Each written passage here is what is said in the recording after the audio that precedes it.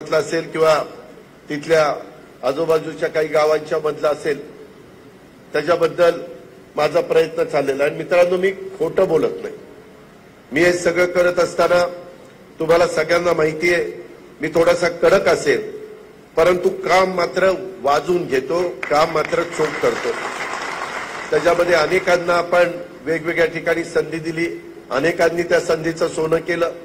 मला कार्यकर्त्यांना पदाधिकाऱ्यांना हे पण सांगायचं आहे या मेळाव्याचं लक्षामध्ये घेऊन की बाबांनो, हा सगळा बूथ मध्ये काम करणारा कार्यकर्ता आपला कणा आहे आणि त्याच्यामुळं कधी कधी एखाद्या गावामध्ये आम्हाला तक्रार येते की दादा तुमच्या आजूबाजूला बसणारे आम्हाला मदत करत नाही, वेगवेगळ्या पद्धतीनं। ठीक आहे, प्रत्येकाचं जे काही वागणं बोलणं चालणं असतं ते सगळ्याला आवडेलच असा माझा दावा अजिबात नाही। मी देखील जशा पद्धतीनं काम करतोय त्याच्यावर सगळ्यांचा समाधानी असतील असं मी मानणारा कार्यकर्ता नाही, पण जेवढं समाधान आपल्या लोकांना देता येईल तेवढं त्या ठिकाणी द्यायचं। आणि हे सगळं करत असताना त्याच्यातून अनेक आत्ताच्या काळामध्ये प्रश्न निर्माण झाले। इथं ज्ञानेश्वर कवले आणि बाकीचे कायम जिरायत भागातले शौकत आणि बाकीचे इतर भरत वगैरे मला मगाशी पाहायला मिळाले। अनेक माझ्या जिरायत भागातले लोक आहेत, ते जनाई सिरसाई आणि पुरंदरचा अडचण आली त्याच्यामध्ये काही जण उपोषणाला बसले। मी माझ्या परीनं त्याच्यात लक्ष घातलं, परंतु आता सुदैवाने तुमच्यामुळे मी 5व्यांदा राज्याचा उपमुख्यमंत्री म्हणून काम करतोय। एकनाथराव शिंदे आणि देवेंद्र फडणवीस आणि वरिष्ठांनी मला अर्थ आणि नियोजन खात्याची जबाबदारी दिलेली असल्यामुळे त्याच्यातून महाराष्ट्राचं भलं करत असताना आपल्याही तालुक्याला मदत व्हावी। मग आपले कोल्हापूर टाइमचे बंधारे नाझऱ्यापासून आपल्या गुंदवडीपर्यंत असतील, डोडलेवाडीपर्यंत असतील किंवा सोनगाव पर्यंत असतील किंवा इकडं निरा नदीच्या वरचे बंधारे असतील, वेगवेगळ्या प्रकारचे बदल होत आहेत। काही काही ठिकाणी बंधाऱ्याचं बॅरेजमध्ये रूपांतर होतंय, जसं आपण सोमनथळीला केलं आणि उद्धटला केलं। आजच सकाळी घाडगेवाडीचा सरपंच आले होते की दादा आमच्या गावामध्ये त्या बंधाऱ्याला म्हणावाचं पाणी नाही, तिथं काहीतरी व्यवस्था करा। दुष्काळी परिस्थिती, आपला तालुका दुष्काळामध्ये मोडतोय। दुष्काळ जाहीर केलेला आहे, 40 तालुके महाराष्ट्रातले दुष्काळ जाहीर केलेले 300 तालुक्यापैकी त्याच्यातला आपला तालुका आहे। तरी आहे ते पाणी जनाईचं, शिरसाईचं, पुरंदरचं, निरा डाव्या कालव्याचं कसं देता येईल, त्याच्यातून नदीचे पण बंधाऱ्याला बऱ्याच पाण्याची कमतरता होती ती कशी भरून काढता येईल, अशा अनेक गोष्टी। अनेकदा केशवरावांचे, पुरुषोत्तमदादांचे, प्रशांतचे फोन येत असतात। मी जरी सतत बारामतीमध्ये येत नसलो तरी देखील आपले कारखाने कसे चाललेत, काय अडचण आहे, वेगवेगळ्या प्रकारचे प्रश्न असतात, लोक अपेक्षा वेगळ्या असतात।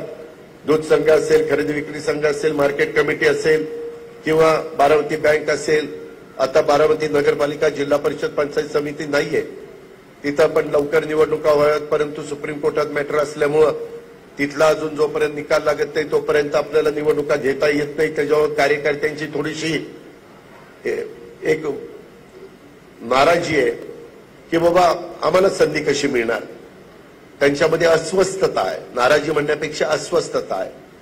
आणि त्याच्यातून तो काम करण्याचा प्रयत्न करतोय, त्यालाही पुढे यायचंय, महिलेलाही पुढे यायचंय।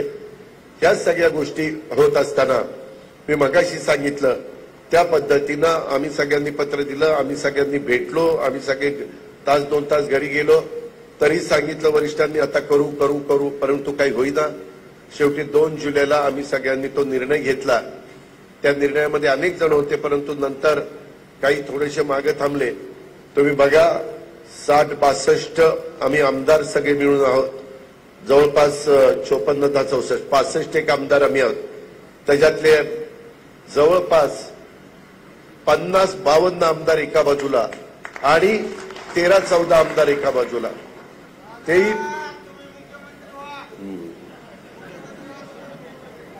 तो चंद्रावर जाण मला मुख्यमंत्री व्हायला सांग, ठीक आहे, हरकत नाही। मित्रांनो, होय बाबा, होय होय, त्याच्यामध्ये माझं एवढंच म्हणणं आहे की हे सगळं करत असताना आम्ही शेवटी जसा वरिष्ठांनी पक्ष स्थापन केला त्याच्यामध्ये संगमाजी होते, तारिक अनवर होते, पदमसिंह पाटील होते, विजयदादा होते, मधुकरराव पिचड होते, आपले भुजबळ साहेब होते, ते तर त्यावेळेस पक्षाचे अध्यक्ष राज्याचे होते. सगळ्यांनी प्रयत्न केला, आपण पण सगळ्यांनी जीवाचं रान केलं. घड्याळ सर्व दूरपर्यंत गेल्या 25 वर्षामध्ये पोहोचवलं, झेंडा पोहोचवला, आपल्या पक्षाची भूमिका पोहोचवली. शेतकऱ्यांचे प्रश्न ज्या वेळेस तडफेने मांडायला पाहिजे होते तेच मांडण्याचा आपण प्रयत्न त्या बाबतीमध्ये केला. दुधाचा व्यवसाय अडचणीत आला, त्यांना 5 रुपये डायरेक्ट डीबीटीवर देण्याचा निर्णय आपण घेतला. कांदा उत्पादक अडचणीत आला, त्यांना 350 रुपये द्यायचा निर्णय घेतला. 1 रुपयामध्ये पीक कर्जाचं उत्तरांचल बाकी सगळे हजारो कोटी रुपये राज्य सरकार आणि केंद्र सरकारने घालायचा निर्णय घेतला. जसं मोदी साहेबांनी 6000 रुपये वर्षाला शेतकऱ्याला द्यायचं ठरवलं, आपण 6000 भर घातली, 12000 रुपये आता वर्षाला शेतकऱ्याला त्या ठिकाणी मिळत आहेत. महिलांना एसटी मध्ये अर्धी सवलत देण्याचा निर्णय घेतला. आता मुलींच्या बद्दल तुम्हाला आश्चर्य वाटेल, आता ठराविक घटकातल्या मुलींना ग्रॅज्युएटचं शिक्षण पूर्ण करण्याच्या करता सरकारी खर्चातनं मदत व्हायची. मात्र काही असा समाज आहे की तो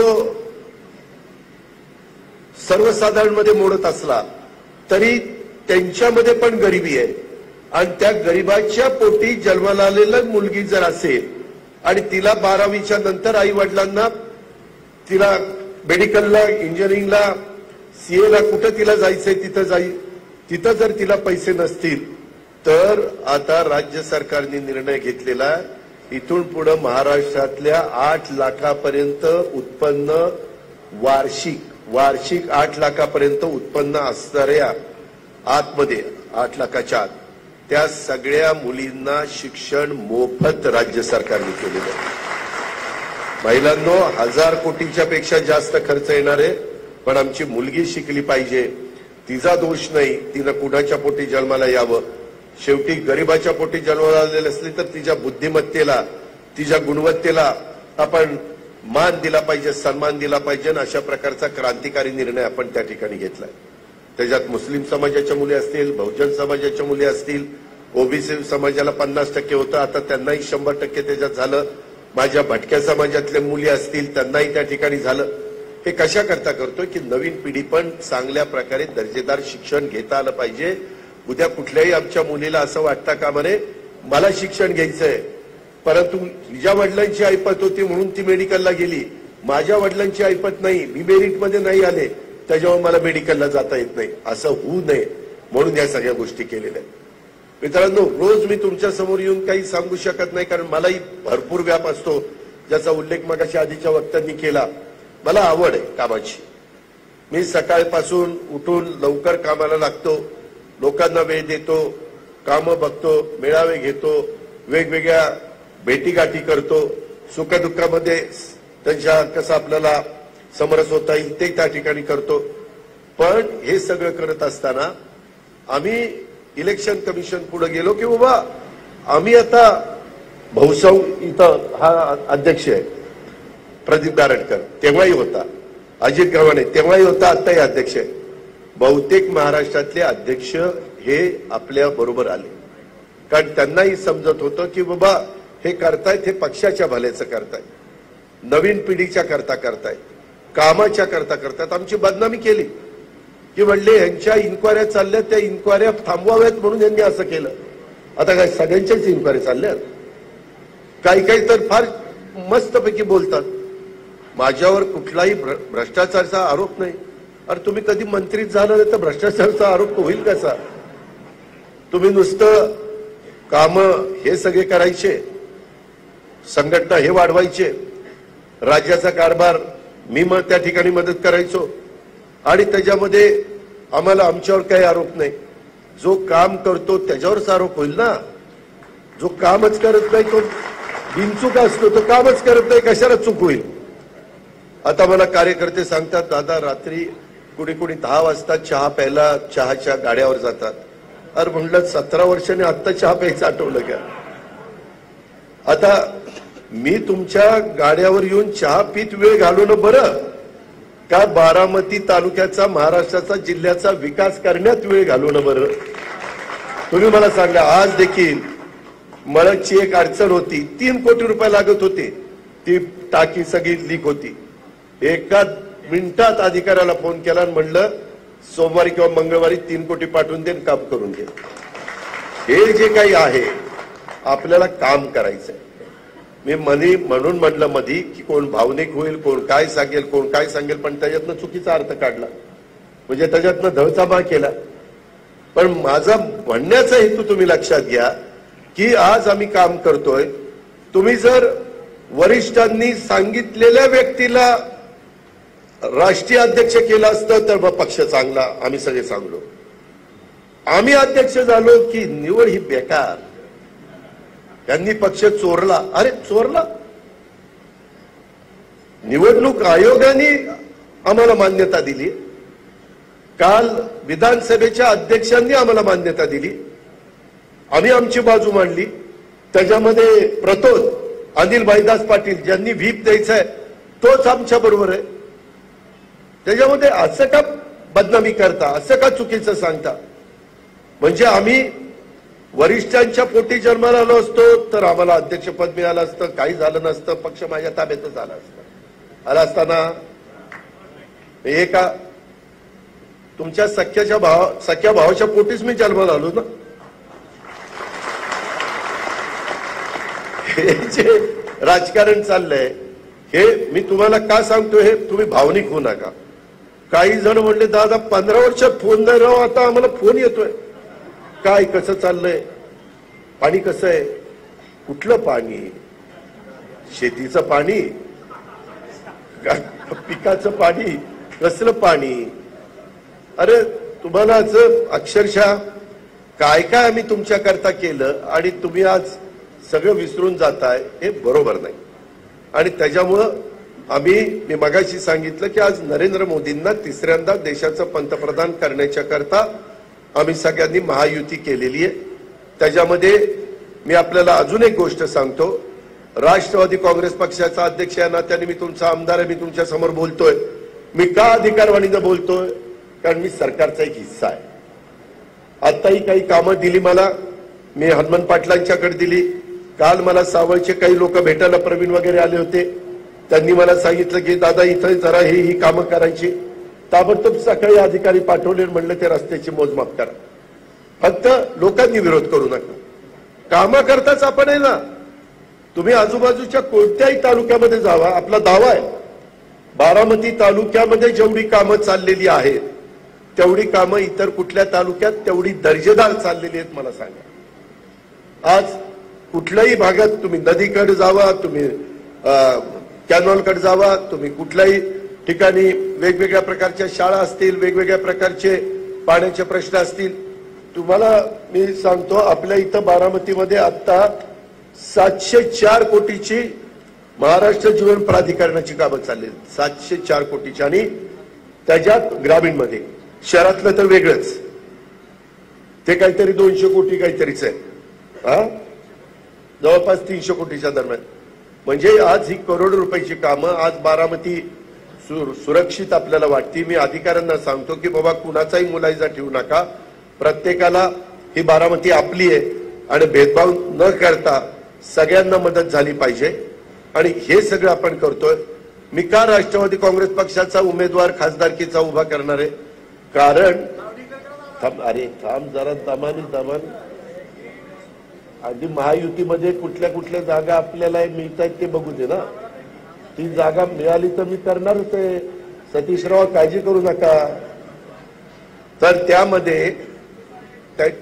त्यामध्ये मी आपल्याला सांगत होतो की केंद्रातला पण आपला प्रतिनिधी, केंद्रात जाणारा, केंद्रात ज्याचं सरकार आहे त्या विचाराचा खासदार आपला गेला तर आपलं अर्धवट राहिलेलं बारामती फलटण रेल्वेचं काम मार्गी लागेल.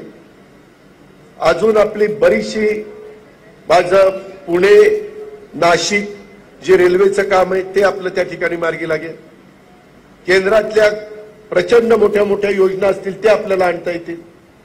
उद्या आम्ही नरेंद्र मोदी साहेबांना, आता नरेंद्र मोदी साहेबांची आणि अमित शाह साहेबांची ओळख झाली. पूर्वी आमची ओळख व्हायची नाही, आम्ही मागे राहायचो, कारण वरिष्ठांना मान दिला पाहिजे. परंतु आता कधी पण आल्यानंतर आम्ही ज्यावेळेस त्यांना नमस्कार करतो ते आपल्याला नावाने ओळखतात. त्याच्यामध्ये उद्या मी त्यांना सांगेन की साहेब आता तुम्हाला पाठिंबा देणारा खासदार आम्ही बारामती लोकसभा मतदारसंघातून आणला, हे काम आमच्याकरता झालं पाहिजे, त्याच्यामध्ये झालं पाहिजे तर ते करणार ना सत्ताधारी. जसं आज माझ्याकडे आमदार येतात, शिवसेना म्हणजे शिंदे साहेबांच्याकडचे आमदार येतात, भाजपचे आमदार येतात, राष्ट्रवादीचे आमदार येतात किंवा अपक्ष देवेंद्र भोयार असतील, संजय मामा असेल, ते येतात. आपण त्यांना मदत करतो. मी तर इतर पण लोकांना करतो. मी काही विकास कामामध्ये फार भेदभाव करणारा कार्यकर्ता नाहीये आणि त्याच्यातून ही सगळी कामं व्हावी. त्याच्यामुळे आपण कुठलाही पक्ष चोरलेलं बदललेलं नाहीये.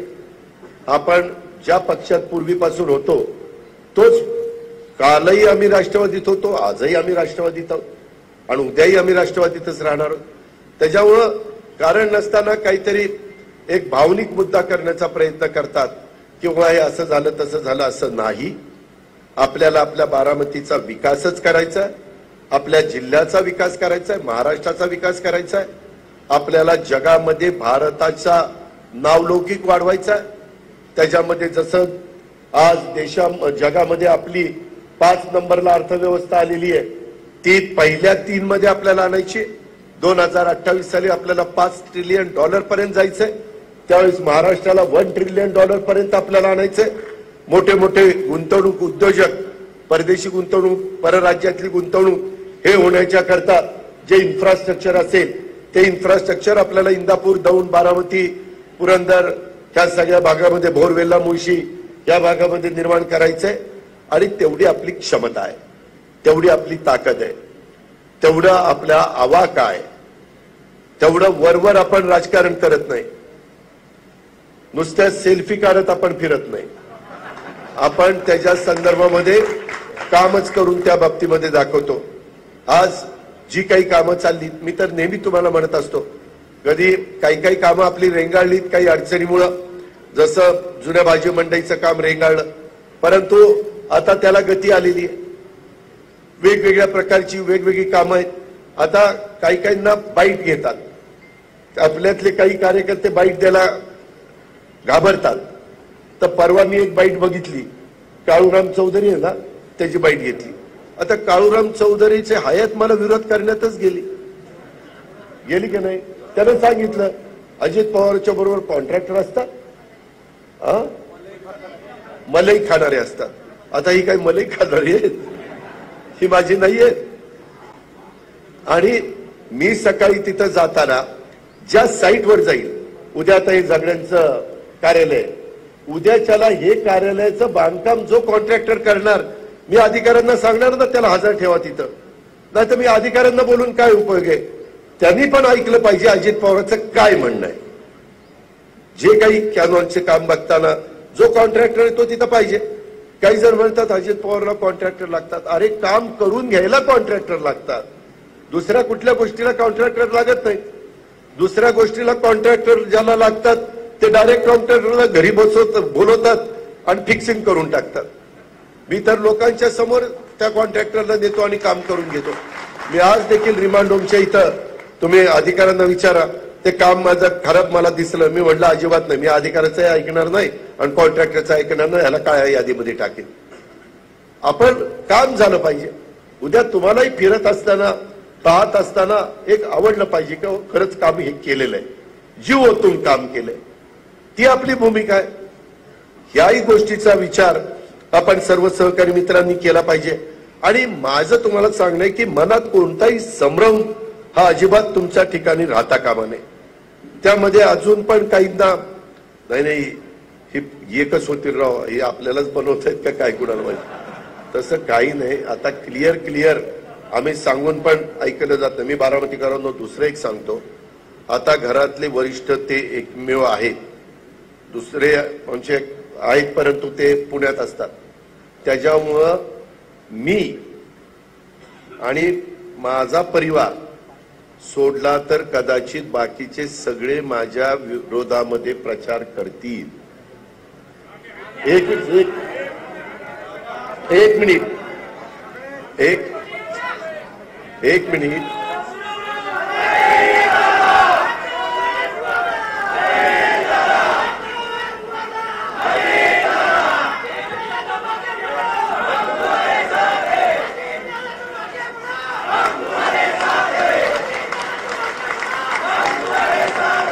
मला एवढंच सांगायचं आहे, बाकीचे सगळे घरातले माझ्या विरोधात गेले तरी हे सगळे माझ्या बरोबर, आणि त्यामुळं मी काही त्याच्यामध्ये आपण त्यांना कुणाला विनंती करायची ते करू, प्रत्येकाला व्यक्ती स्वातंत्र्य आहे, प्रचार करायचं स्वातंत्र्य आहे, पण एवढं इतरांच्या करता करू, जीवाचं रान करून कसं एकटं पाडण्याचा प्रयत्न काही जण करतात ते बघा.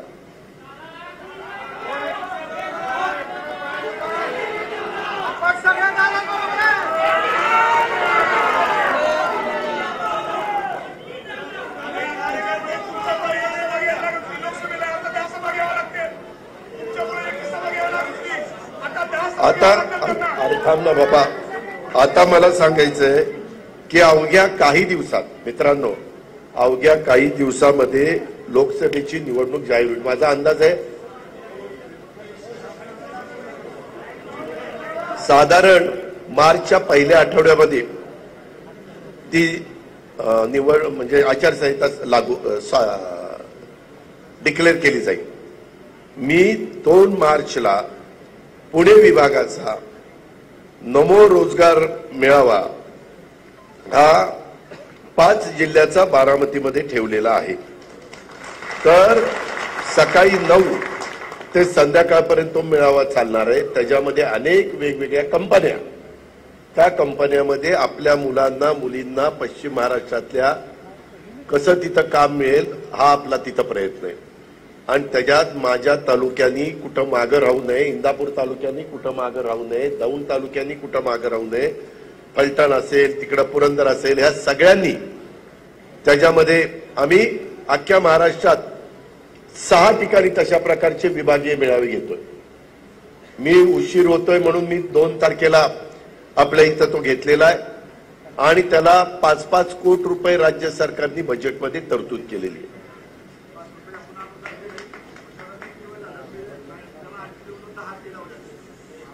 ते सोमनाथराव ते छोटं काम आहे माझ्या दृष्टीनं, मी करून देतो. तुमचे टाकलेल्या निर्मळ जे दूध घातलेलं आहे त्याचे 5 रुपयाप्रमाणे शेतकऱ्याला पैसे मिळतील, हा माझा शब्द आहे. त्याच्यामुळं आणि त्याचा आचारसंहितेचा संबंध नाही, कारण आचारसंहिता सुरू व्हायच्या आधी ते डिक्लेअर केलेलं आहे, तरतूद केलेली आहे. त्याच्यावर तसं काही काळजी करू नका. एक अरे थांबा रे बाबा, मला एक सांगायचंय. त्याच्यामुळं आज काय झालंय, इतक्या आधी आपण नेहमीच सगळ्यांनी मिळून आपले बूथ वाईज कमिट्या व्यवस्थित केलेल्या आहेत. तो डाटा सगळा राष्ट्रवादीच्या ऑफिसमध्ये होता. आता त्या डाटाचे नंबर घेऊन सगळ्यांना तुम्हाला संपर्क साधले जात आहे आपल्या विरोधी पक्षाच्याकडनं. आणि त्यामध्ये माझी तुम्हाला विनंती आहे, मला इतकं काम आहे, महाराष्ट्राचं आहे, पुणे जिल्ह्याचा पालकमंत्री म्हणून आहे, बारामतीचा आहे, मला काही रोज तुम्हाला फोन करता येणार नाही. काहींना आता दिसायला लागलंय की बाबा हे काही साधं सुद्धा काम नाहीये. काही वेळेस काही जण सांगतील की बाबा वर आम्हाला द्या, खालची निवडणूक येईल त्यावेळेस त्यांना द्या. मी मागेही व्यापाऱ्यांच्या मेळाव्यात सांगितलं, वर पण मी आज देश पातळीवर राष्ट्रवादी काँग्रेस पक्ष चालवतोय. उद्याच्याला मला जर माझ्या विचाराच्या उमेदवाराला काही डाग लागला तर राज्याच्या राजकारणात देखील माझी किंमत कमी होईल, देशाच्या राजकारणात देखील माझी किंमत कमी होईल. अरे मी सांगतो रे. त्यामुळं बूथ मध्ये काम करणाऱ्यांनी, सगळ्या महिला सदस्य, पुरुष सदस्य, युवक सदस्य, सगळ्यांना माझी विनंती आहे, जे आपल्या संस्थांचे पदाधिकारी आहेत त्यांनी पण त्या ठिकाणी बाहेर पडलं पाहिजे. त्यांचे पाहुणे रावळे काय असतील त्यांना भेटून समजावून सांगून आपल्याला उद्याच्या काळामध्ये देशात एनडीएचं सरकार आणायचं आणि त्या सरकारच्या माध्यमातून आपल्या लोकसभा मतदारसंघाचा, आपल्या महाराष्ट्राचा हा विकास करून घ्यायचा आहे, कायापालट करून घ्यायचा आहे. त्याकरता नुसता माणूस व्यक्ती निवडून देऊन काम न करता नुसतं पार्लमेंटमध्ये भाषण केल्यावर प्रश्न सुटत नाही. पार्लमेंटमध्ये भाषण करून मी आता जर इथं न येता मी मुंबईमध्ये बसून भाषण करून उत्तम संसदपटू म्हणून किताब मिळवला असता आणि इथं काम बघितलीच नसती तर काम झाली असती. आज सकाळी पण मी जातो त्यावेळेस मला अनेक आया बहिणी त्या ठिकाणी शुभेच्छा देत असतात, पुरुष मंडळी शुभेच्छा देत असतात. त्यांच्या काही तक्रारी असतील तर त्याही मी ऐकून घेत असतो. आजच काहींनी काही तक्रार केली तर मी लगेच अधिकाऱ्यांना सांगितलं की त्यांच्या तक्रारीमध्ये तथ्य ते करून टाका. आज माझ्या तांदूळवाडीची लोक आली होती, त्यांचा तिथं काहीतरी प्रॉब्लेम आला होता. तांदूळवाडीच होती ना, तिथं काही प्रॉब्लेम आला होता. त्याच्यात माझं नाव सांगितलं की दादांनी पत्र दिलं आणि त्याच्यावर इथं आता 2 रस्ते होणार आहेत. मी ते बघितलं, ते तिथल्या स्थानिकांच्यावर अन्यायकारक होतं. मी ताबडतोब सांगितले अजिबात करायचं नाही, कुणाला त्रास होईल अशा पद्धतीचं कुठलंही काम आपल्याला करायचं नाही. मित्रांनो, मी पुन्हा तुम्हाला दाव्याने सांगेन, तुमची साथ आहे, तुमची साथ आहे, तुमचा पाठिंबा आहे, तुमची एकजूट आहे. तोपर्यंत माझं काम अशाच तडफेने चालत राहील. तुम्ही त्याच्याबद्दल काळजीच करू नका. पण काही गावामध्ये 2 ग्रुप असतात. मी इतके दिवस 2 ग्रुप असले तरी ज्याचा सरपंच होईल त्याला मदत करायचो, त्याच्या विचाराचा ग्रामसेवक द्यायचो. सोसायटी ज्याची येईल त्याच्या विचाराचा सचिव त्या ठिकाणी चंद्रराव मी द्यायचो. किंवा कुणी पण असं असेल तर बाबा काम करताना सभापती असेल तर सभापतीच्या विचाराचा व्हिडिओ द्यायचो. का तर कामं झाली पाहिजे. कामं करणं हे महत्वाचं आहे आणि त्या पद्धतीनं आपल्या सगळ्यांचं काम चाललेलं आहे. मी पुन्हा सांगतो की काही जण थोडंसं भावनिक करण्याचा प्रयत्न करतील. भावनिकनी रोजीरोटीचा प्रश्न सुटत नाही. भावनिक होऊन कामं होत नाही. कामं तडफेनीच करावी लागतात, जोरकसपणे करावी लागतात. ही गोष्ट आपण सगळेजण लक्षामध्ये घ्या.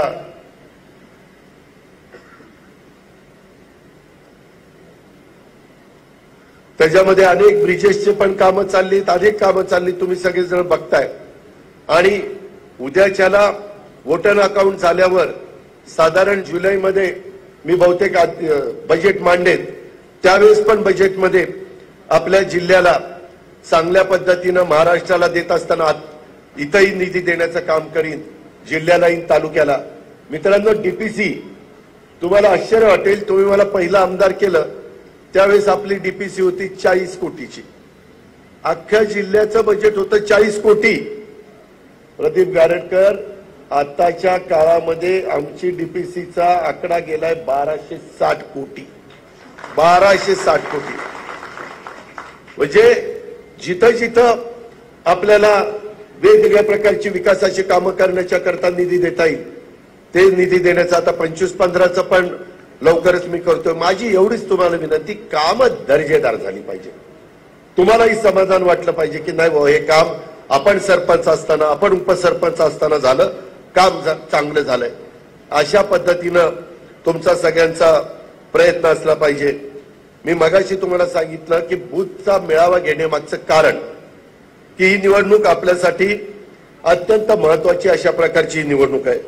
या निवडणुकीमध्ये आपल्याला प्रत्येकाला पूर्ण ताकदीनं उतरायचंय. त्यात बूथ कमिटीचं काम हे बाबांनो अत्यंत महत्वाचं असणार आहे, अत्यंत महत्वाचं. माझी तर सगळ्या पदाधिकाऱ्यांना सांगायचं की जी बूथ कमिटी असेल त्यांचे प्रत्येकाचे मोबाईल नंबर असले पाहिजेत आणि ज्याला जमणार नाही त्यांनी सांगितलं तरी चालेल की हो दादा आम्हाला जमत नाही, आम्ही अमुक अमुक पद्धतीनं काम करणार आहे. माझा काही त्यांना आग्रह नाहीये, मी विनंती करणार. शेवटी प्रत्येक जण स्वतंत्र विचाराचा आहे. बाबासाहेब आंबेडकरांनीच घटनेच्या माध्यमातून आपल्याला सगळ्यांना संविधानाच्या माध्यमातून तो अधिकार दिलेला आहे. त्याच्यामुळं आपल्याला फार जागरूकतेनं हे काम करावं लागणार आहे. आणि आपला बूथमधला जो सदस्य आहे, जी तुमची कमिटी आहे, त्याच्या डोळ्यात तेल घालून तुम्हाला पण काम करायचंय. ज्या पद्धतीनं तुम्ही मागच्या वेळेस विधानसभेच्या निवडणुकीमध्ये विक्रमी मतांनी मला निवडून दिलं, त्याच प्रकारे या लोकसभेमध्ये देखील आपला उमेदवार जो अधिकृत आहे त्याला तेवढ्याच विक्रमी मतांनी आपण बारामतीतनं लीड त्या ठिकाणी दिलं पाहिजे. मी इंदापूरचं, दौंडचं, बोरवेला, मुळशी, खडकवासला, पुरंदर तिथं जाऊन मला तिथं काय भूमिका मांडायची ती मांडीन. परंतु या बूथ कमिट्यामध्ये काम करणाऱ्या प्रत्येक पदाधिकाऱ्यांनी कार्यकर्त्यांनी आपली जबाबदारी यशस्वीपणे पार पाडायची आहे। त्यात कोणत्याही प्रकारची कसूर चालणार नाही। आजपासून नाही तर आत्तापासूनच तुम्ही सगळ्यांनी तुमच्या बूथ मध्ये साधारण किती मतदार आहेत त्याच्यामध्ये 40-40, 50-50 मतदार एकेका बूथ मधल्या सदस्याला द्यायचं आणि त्याला सांगायचं की ह्याच्यावर लक्ष ठेवायचं काम तुम्ही त्या बाबतीमध्ये करा आणि तशा पद्धतीने ते काम तो करत राहील। 50 प्रमुख देखील नेमायचा आहे। त्याच्यामध्ये आपल्या तालुक्यातल्या प्रत्येक गाव निहाय वॉर्ड निहाय मतदार याद्या तयार करायच्या। आता आपल्याला पक्षामुळे मतदार यादी त्या मिळेलच। त्या मतदार याद्यांमुळे प्रत्येकाला प्रत्येक पानाला एक 50 प्रमुख हा नेमला गेला पाहिजे। त्या 50 प्रमुखावर त्या पानावर असलेल्या मतदारांच्या पर्यंत पोहोचण्याची आणि आपल्या पक्षाची भूमिका त्यांच्या समोर मांडायची। त्या प्रत्येक मतदाराला मतदान केंद्र आणण्याची जबाबदारी ही देखील आपण घेणार आहोत। हे काम आपण आजपासूनच केलं पाहिजे।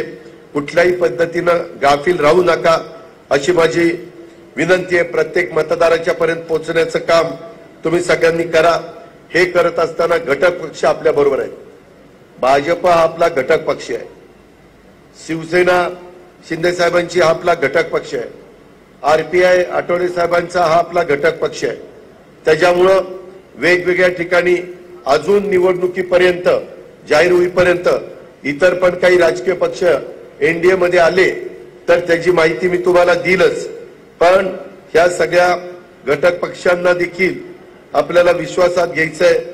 त्याच्यामध्ये कुठल्याही परिस्थितीत त्यांना आपल्याला काहीतरी वेगळी वागणूक दिली जाते अशा प्रकारची भावना तिथं होता कामा नये।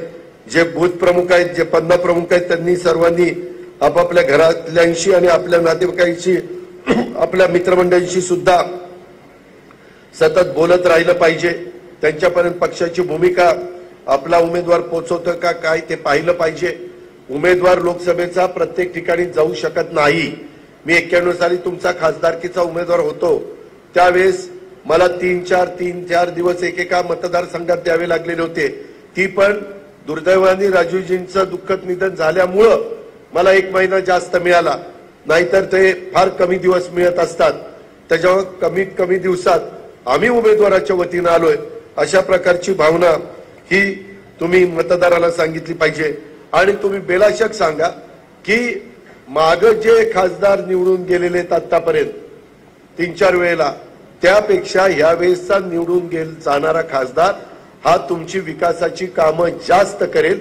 हा अजित पवारचा शब्द आहे। मला हा अजित पवारचा शब्द आहे। माझा शब्दाचा वापर करा, कारण उद्याच्याला ते म्हणतील आता कसं पहिल्यांदाच ते निवडून जात आहेत मग कसं त्यांना म्हणावं ते जरी पहिल्यांदा निवडून जात असले तरी बाकीचे आजूबाजूचे त्यांची लोक 6-6, 7-7 वेळाला निवडून गेलेली आहेत।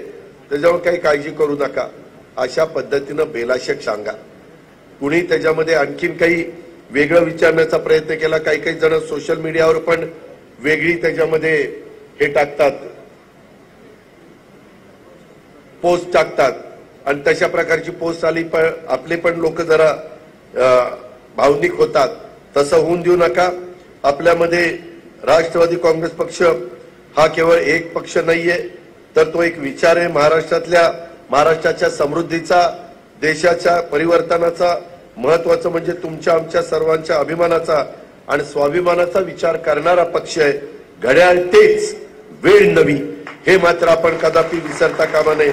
त्याच्यामुळं हे सगळ्या गोष्ट आपण मतदारांच्या पर्यंत पोहोचवली पाहिजे आणि आपण अनेक कामं म्हणजे इतकी कामं केलेली आहेत ते सहज तुम्हाला ओझरती सांगतो, ते डिटेलमध्ये सांगत बसत नाही।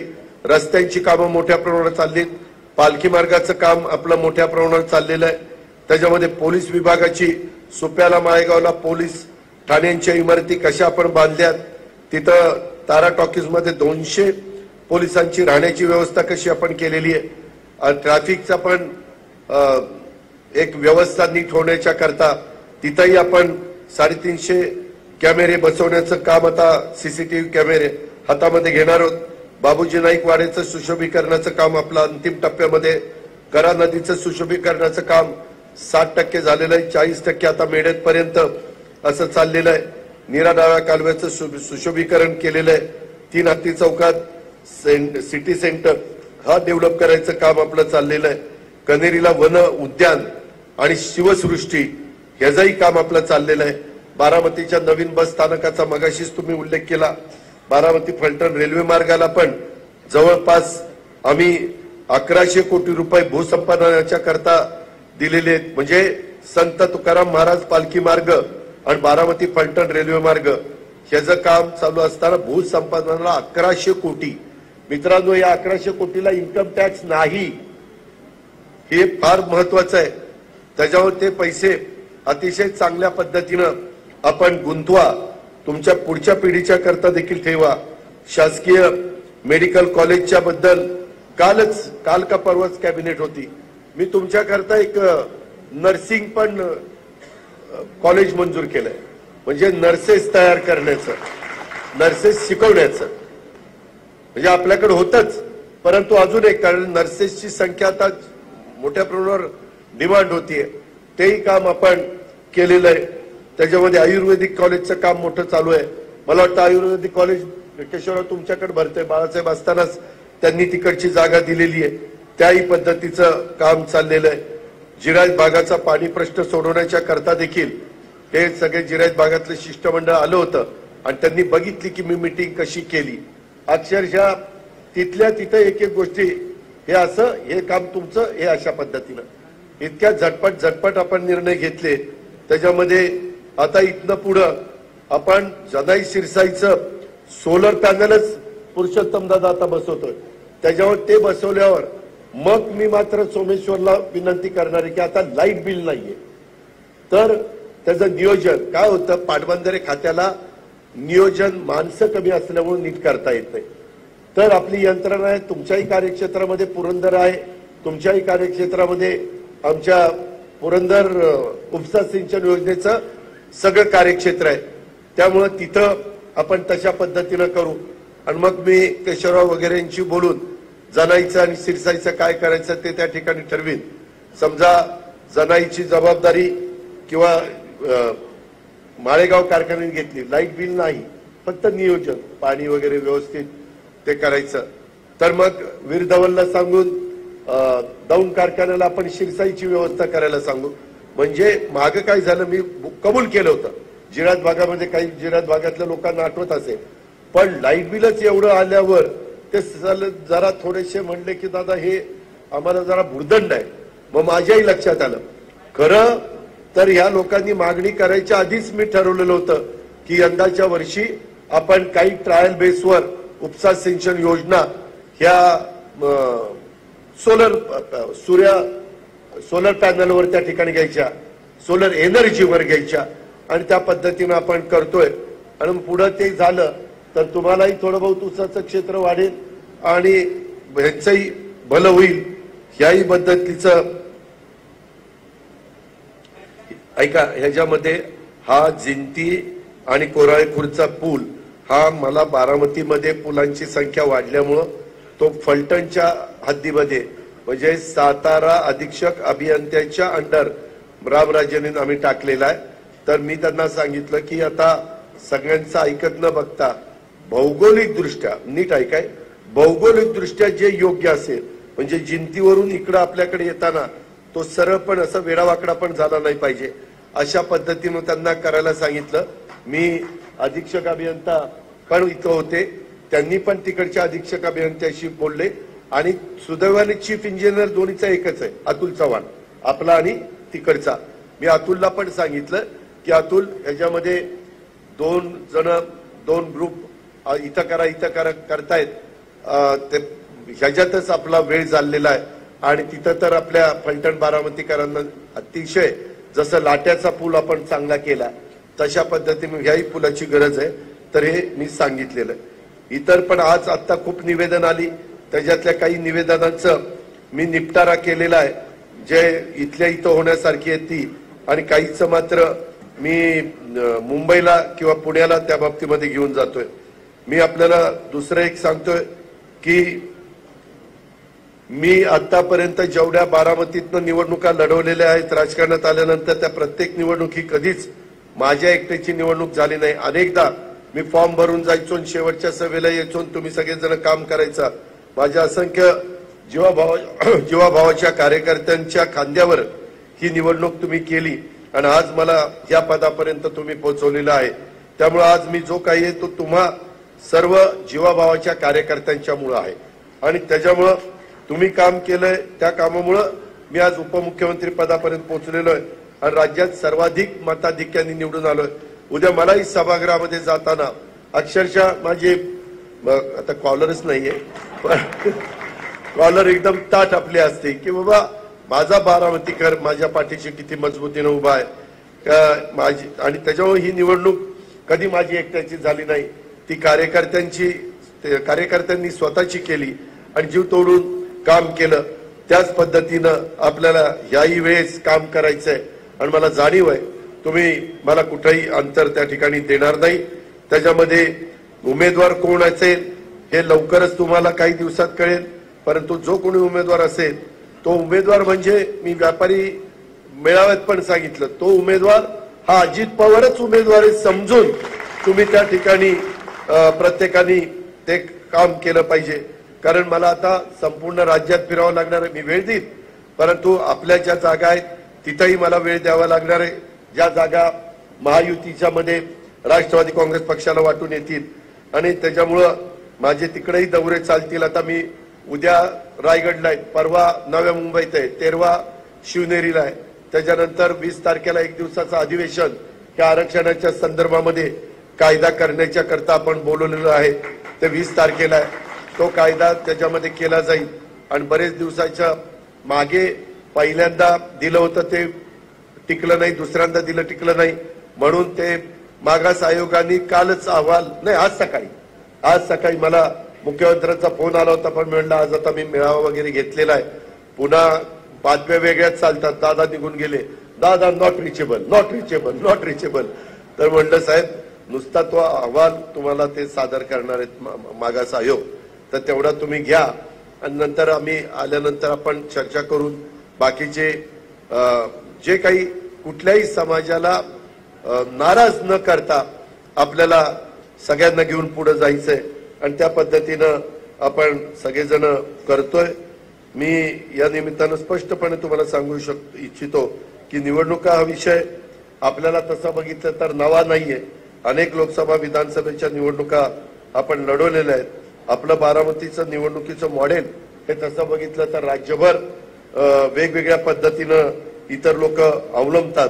प्रत्येक मतदारांच्या पर्यंत आजपासून 3 वेळेला आपण त्या ठिकाणी पोहोचायचा प्रयत्न केला पाहिजे. म्हणजे आजपासून ज्यावेळेस तुम्हाला याद्या मिळतील मी आपल्याला हेही सांगतो की हे काम करत असताना कुठल्याही समाजाला मग मागासवर्गीय समाज असेल, आदिवासी समाज असेल, आमचा अल्पसंख्याक समाज असेल, हे कुणालाही तिथं असं बाबा आम्हाला इथं भीती वाटते, आम्हाला इथं कुणी वाली नाही, आम्ही एकटं पडलेलो आहे अशा प्रकारे कुणालाही वाटणार नाही. याबद्दलची काळजी राष्ट्रवादी काँग्रेस पक्ष घेईल. त्याच्यामध्ये कुणी टार्गेट करण्याचा प्रयत्न केला तर मी अजिबात ते खपून घेणार नाही. किती मला टोकाची भूमिका घ्यावी लागली तरी चालेल. हे पण मला सर्वांना या निमित्तानं सांगायचंय. माझी तुम्हाला दुसरी एक विनंती आहे, मतदारांशी संवाद साधताना अतिशय नम्रपणे संवाद साधा. त्यांचं म्हणणं ऐकून घ्या, त्यांच्या अडचणी नोंदून घ्या. अडचणी नोंदून घेतल्यानंतर निवडणूक संपल्यानंतर पुन्हा मला सांगितलं की मी त्या अर्थसंकल्पामध्ये त्या बऱ्याचशा गोष्टी ज्या महत्वाच्या असतील ते घेण्याचं काम मी करीनच आणि त्या अडचणीतनं निश्चितपणे मार्ग काढण्याचा आटोकाट प्रयत्न आपणच राष्ट्रवादी काँग्रेस पक्ष करणार आहे. कोण्याही कार्यकर्त्यांनी मेहरबानी करा परंतु मतदारांशी अरेरावी किंवा उद्धट भाषेत बोलायचं नाही याची काळजी घ्या. आपल्याला बेरीज करायची आहे. आज आपण वेगवेगळ्या सहकारी मित्रांना पक्षप्रवेश देऊन त्यामध्ये आपली बेरीज केलेली आहे. त्याच्यामध्ये मला त्या सगळ्या कार्यकर्त्यांना सांगायचंय की बाबा आज जे प्रवीण आठवळे आणि बाकीचे सगळे सहकारी आलेत ते आल्यामुळं आपलं जुन्यांचं काम होईल. जुन्यांनी पण काळजी करू नका. जुन्यांना सांभाळतो, नव्याला पण सांभाळतो. त्याच्यामुळं आता हे आल्यावर आले का, मग आमचं कसं व्हायचं, मग आमची संधी पुढची गेली का. बरं, इतके दिवस काय होतं, तुम्हाला दुसरा पर्याय नव्हता. आता पर्याय, इकडं काय झालं, जातो तिकडं, जातो तिकडं, आता जायला जातो तिकडे, जातो तिकडे, तिकडे गेला तर कामाला इकडेच यायचंय. कामाला माझ्याशिवाय कोणी नाही. तुम्हाला मी छाती ठोकपणे सांगतो, काम करणं तर मीच करणार, दुसरा कोणाचा घास नाही. कारण जर असतं तर 15-17 वर्षात दिसलं असतं काम. तर मित्रांनो, अतिशय नम्रपणे तो संवाद साधा, कुठेही अरेरावीची भाषा त्या ठिकाणी करू नका. आपले शहराध्यक्ष आणि इतर प्रमुख पदाधिकारी त्यांनी पण संपर्कामध्ये राहा. आणि जर यदा कदाचित आपल्या कार्यकर्त्याचं तिथं कुणाशी जमत नसलं तर त्या कार्यकर्त्यांनी तिथं जाऊ नये, दुसऱ्याला सांगावं, बाबा हे जर माझं जरा जमत नाही तर माझ्याऐवजी तू तिथं जा, असं करा. नाहीतर पुन्हा जाऊन ते जखमेवर मीठ चोळायचं काम करू नका. म्हणजे तो देणार नाही असं काही होता कामा नये. हे पण मी तुम्हाला सगळ्यांना सांगित. आज महत्वाची एक गोष्ट तुमच्याशी मला बोलायची की एकमेकातील मतभेद बाजूला ठेवून मी जसं आपल्या सगळ्यांच्या करता काम करत असतो, मला कल्पना आहे अनेक गटतटात आमचं, मला बरेच जण सांगतात, दादा आमचं तुमच्याशी भांडण नाही, परंतु राव ती माळेगावची भरती झाली त्याच्यात आमच्या गावचं कोणीच घेतलं नाही. अरे घेतलं नाही, ती बोर्डाने घेतलं नाही, त्याच्यात माझा काय संबंध आहे. मी मार्ग काढतोय, मी केशवरावांशी बोललोय किंवा काही गावं राहिली तर मी मार्ग काढतो ना, तुम्ही माझ्यावर विश्वास ठेवा ना. पण कुठं काही ठिकाणी तर आमचा उसच जात नाही. थोडस यावेळेस केशवराव, पुरुषोत्तम दादा, प्रशांत ह्या सगळ्यांचे अंदाज चुकले. महाराष्ट्राचे सगळ्यांना वाटलं टनेज 9 ते 10 टनांनी कमी होईल. दिलीपराव टनेज प्रत्येकाचं 9-10 टनांनी वाढलं. ते वाढल्यामुळं पहिल्यांदा जे काही वाटलं ते झालं नाही. परंतु मी नंतर पुरुषोत्तम दादाला फोन करून सांगितलं, आता गेटकेन पूर्ण बंद करा, पूर्ण बंद करा. कारण माळेगावला तर गेटकेन घेतल्याशिवाय भावच निघत नाही. भाव 3411 पाहिजे आणि गेटकेन पण घ्यायचा नाही. काही प्रमाणात गेटकेन घेऊ, जास्त प्रमाणामध्ये सभासद घेऊ, असं करून मार्ग काढू. कारण आता खोडवे तर इतके झटपट तुटणार आहेत, म्हणजे रानं उठणार आहेत.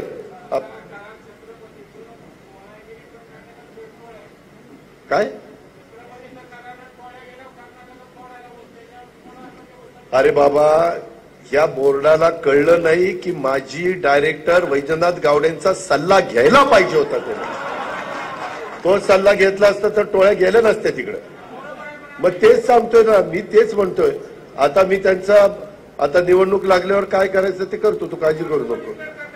कुठलं ही महायुतीमध्ये जागा वाटप झाल्यावर कार्यालय तयार ठेवतो फक्त, बाकी काय करू नको. त्याच्यामध्ये या पद्धतीनं आपण पुढे जाण्याचा प्रयत्न करू. विरोधी उमेदवार कुणी असला तरी एकाही माझ्या कार्यकर्त्यांनी पातळी सोडायची नाही, कुठेही वेडवाकडं बोलायचं नाही, पातळी सोडून भाषण करायची नाही, कोणी उमेदवारांवर वैयक्तिक स्वरूपाची टीका करायच्या भानगडीत पडायचं नाही. निवडणुकीच्या निमित्तानं जी मंडळी भाषण करणार आहेत त्यांनी ही गोष्ट पक्की मनामध्ये ठेवली पाहिजे.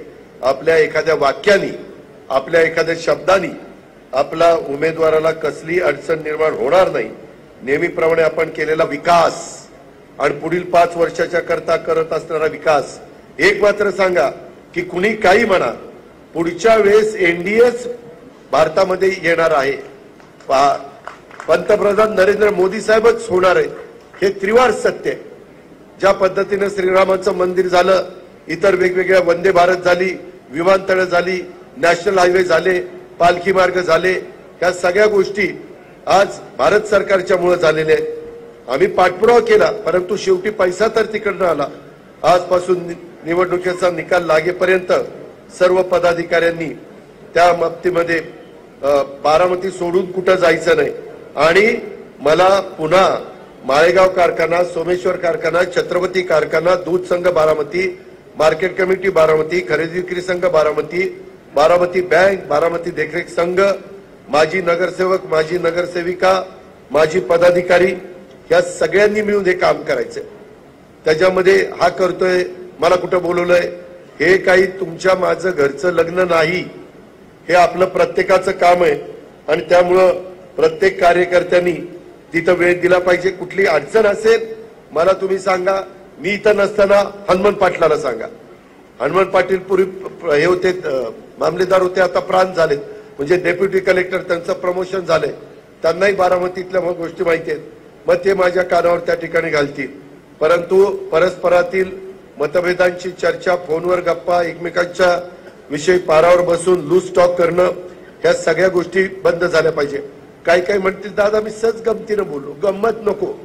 लोकसभेचं मतदान होईपर्यंत नको गंमत शंमत सगळं बाजूला ठेव.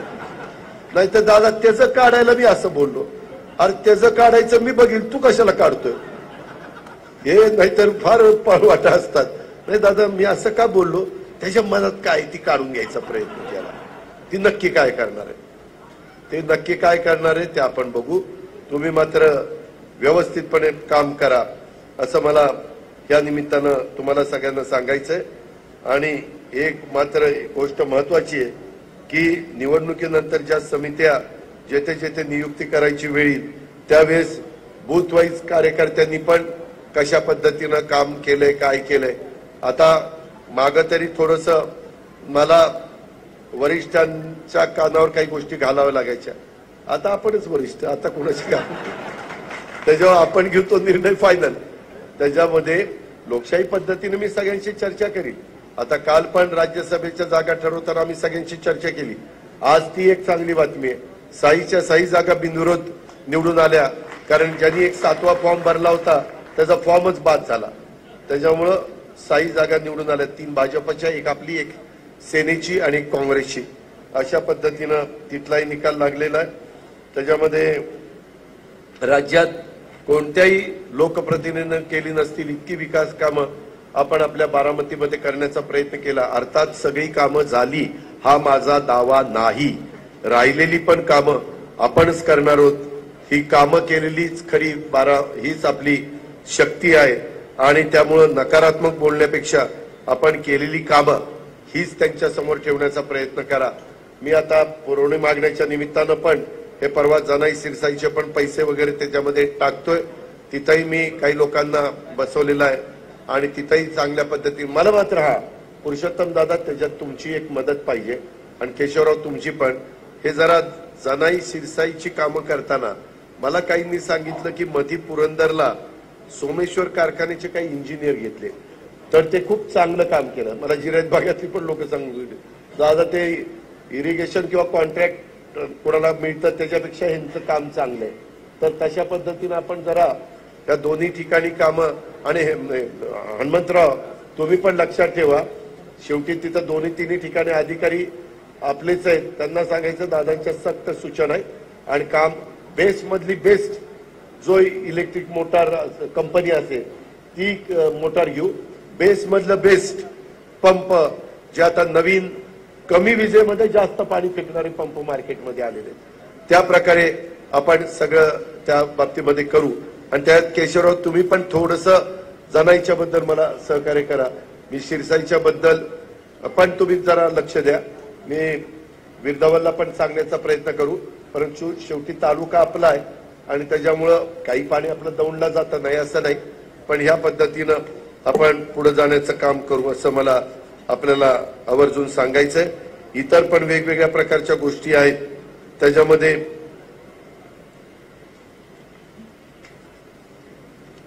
मी आता काही 4 लेनची पण कामं करतोय, काही ती पण कामं घ्यायला सांगितलेले. बरेच दिवस मला बारामतीकर म्हणत होते दादा एक फलटण बारामती रोडकडनं इंदापूर बारामती रोडकडं एक असा रस्ता पलीकडनं काढा म्हणजे एक रिंग रोड बारामतीला होईल आणि त्याला नीटपणे भूसंपादनाचा मोबदला देईल. तो जरा काळवटीतनं रस्ता येईल, परंतु तो रस्ता तिथं झाला 4 लेन की आजूबाजूच्या जमिनीच्या किमती वाढतात. खोटं नाही सांगत. आता बारामतीत कामं चाललीत ना, जिथं जिथं सुशोभीकरणाची कामं चाललीत, गार्डनची कामं चाललीत, काही वेगळी कामं विकासाची चाललीत, त्यामुळे तिथल्या बाजार भावाचा रेट 1000-2000 रुपये स्क्वेअर फीटनं वाढलाय. त्याच्यामुळं लोकांचं त्याच्यातनं भलंच होतं. ही गोष्ट देखील विसरता कामा नये. अशा पद्धतीनं माझी आपल्याला सगळ्यांना विनंती आहे आणि वेळ पण बराच झालेला आहे, परंतु माझी तुम्हाला पुन्हा विनंती आहे की बूथ वाईज दोन्ही डगरीवर हात ठेवण्याचा प्रयत्न करू नका. काय झालं आता? हा काय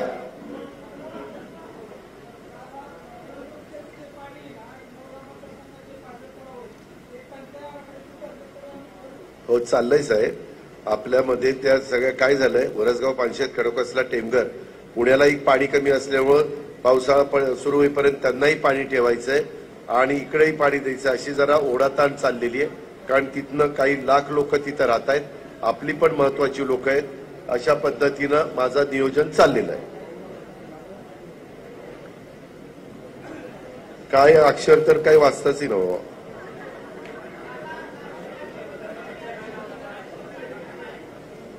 काय मग द्राक्षाचं केलं ना परवा मीटिंग घेऊन. काय आता मला तिकडे येऊन मागे येऊन भेट, मला ऐकायला येत नाही.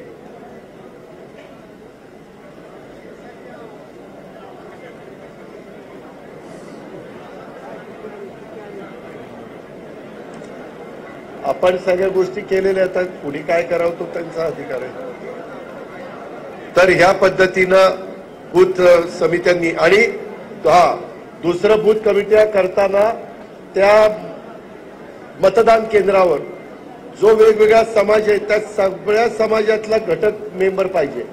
थोडीशी संख्या वाढली तरी चालेल, त्याच्यात काही महिला घ्याव्या लागल्या तरी चालेल, काही महिला ऍक्टिव्ह आहेत तर त्याही त्याच्यामध्ये घ्या.